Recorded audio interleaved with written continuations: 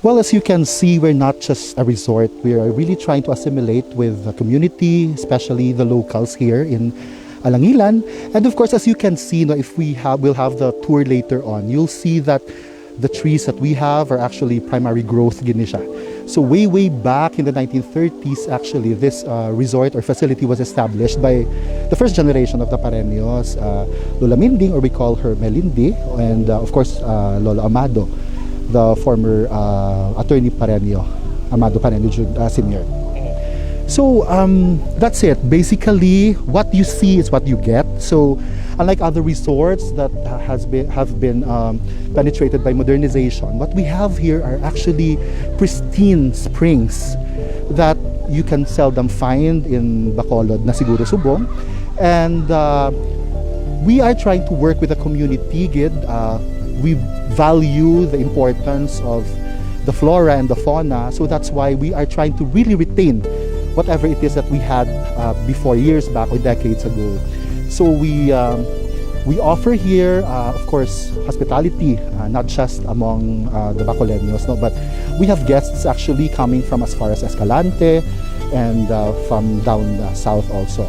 Aside from that, you get the chance to commune with nature. So this is actually a sort of escape from the hustle and bustle of the metropolis of Bacolod. So here, actually, a lot of people are really surprised na when they come over and they see, oh, there's this place pala within the city that's actually medyo unadulterated pa.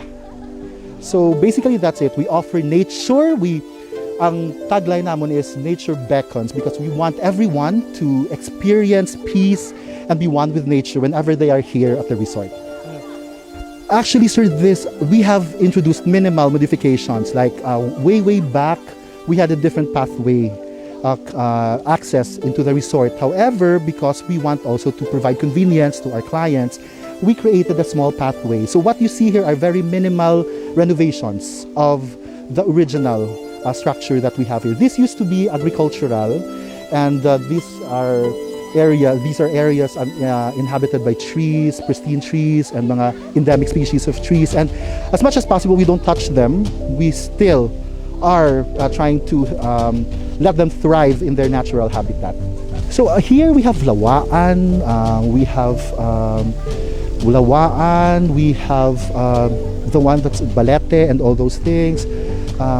We also have acacia here, aside from, of course, the usual things, the usual trees that you see. Pero amo na siyang amon these are century-old trees na gidya. Nga dugay na siya, sir, nga ari diri sa aton. Wala ginanamon gintandog.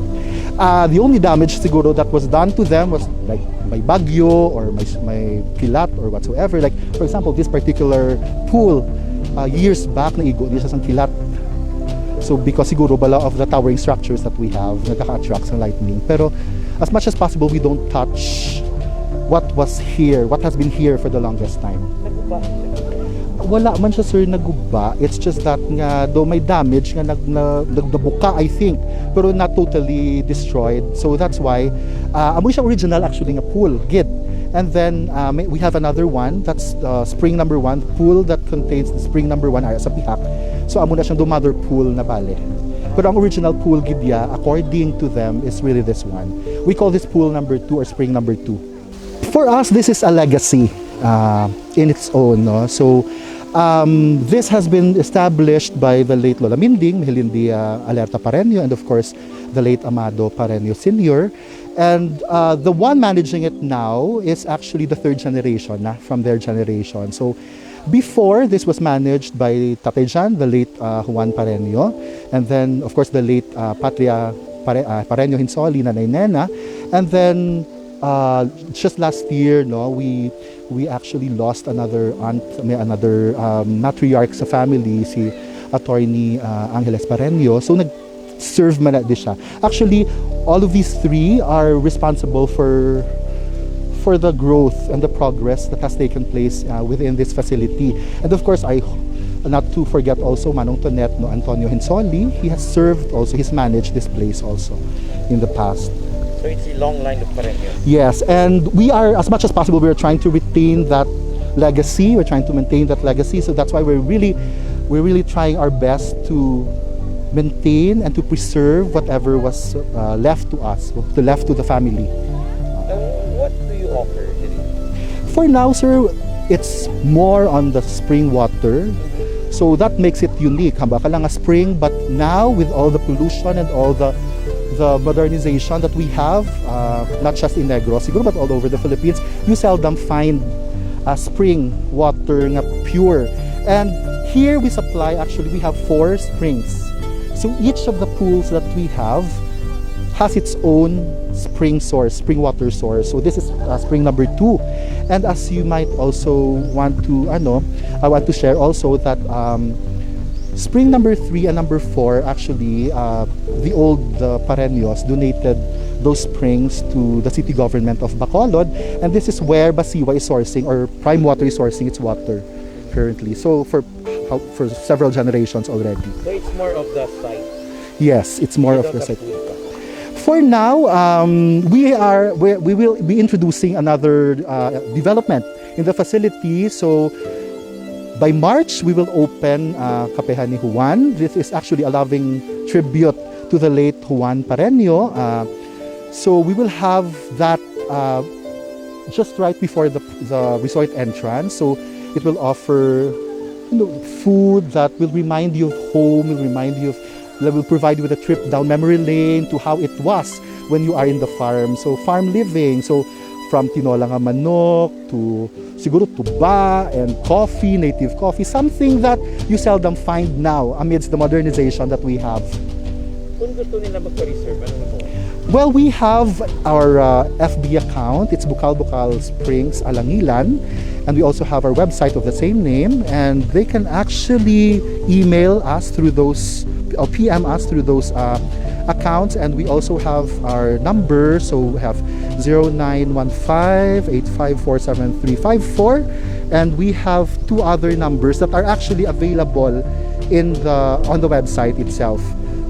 So aside from that, they can actually proceed to that old house at the back of Lopez San Sebastian, the ancestral house of the Parrenos. They can actually reserve there also. So on the background actually is the pool number 1. So this actually contains spring number 1, or the biggest, actually the strongest source of spring water here within the facility.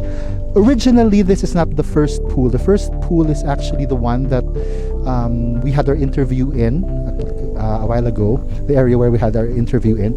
So this is pool number 1, 18 feet deep. So they actually gauged the pressure that this pool has in Habalila Kuno. According to them, it's 100,000 ml per second ang iyang capacity.